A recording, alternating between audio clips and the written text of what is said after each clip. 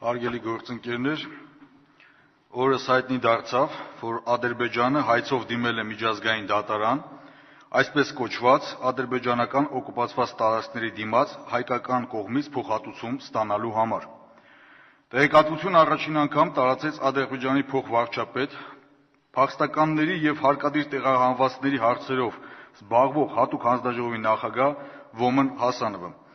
Մենք սովոր ենք, երբ ադրբեջանական ապատեղեկատվական մեխանիզմներն ու պետական կառավարման օղակները ընդհուպ միջև նախագահ Ալիև կատարյալ սուտ են տարածում։ Սակայն վերջին միջադեպը լուրջ ազդակ պետք է հանդիսանա բոլորիս համար, քանի որ ադրբեջանական հակահայկական քարոզչական մեխանիզմը նոր ձևաչափով է սկսում աշխատել։ Տվյալ գործընթացը ղեկավարվում է անձամբ Ադրբեջանի նախագահի կողմից։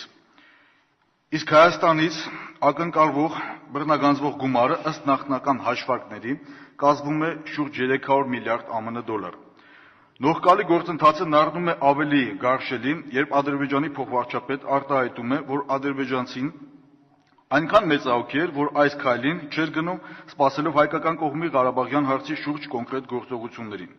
Այս համատեքստում միաժամանակ արվեց ադրբեջանական քաղաքականությունը բնորոշող քայլ, երբ նավթային ընկերության նախագահը հայտարարեց, թե պատրաստ է գազ մատակարարել Հայաստանին, եթե վերջինս նման խնդրանքով դիմի ադրբեջանական կողմին։ Հաշվի առնելով նման կեղտոտ, բայց լավ հաշվարկված դիվանագիտական քայլերը, արդյոք մեր երկրի արտաքին գերատեսչության adekvat քայլեր է ձեռնարկում կասեցնելու եւ միջազգային հարթակում պատասխան տալու ադրբեջանական գործընթացին, թե ինչպես Ռամիլ Սաֆարովի դեպքում եղավ, երբ հայկական կողմը իմացավ արտահանձնման մասին միայն այն ժամանակ, երբ Սաֆարովը արդեն Բաքվում էր։ Ինչու են խցանված դիվանագիտական խողովակներն ու որոնք են մեղավորները դրանց համար։ Հարցեր, որոնց առաջնային նշանակություն ունեն մեր երկրի միջազգային մարտահրավերներին արժանի հակահարված տալու եւ դիվանագիտական գրագետ քաղաքականություն վարելու համար։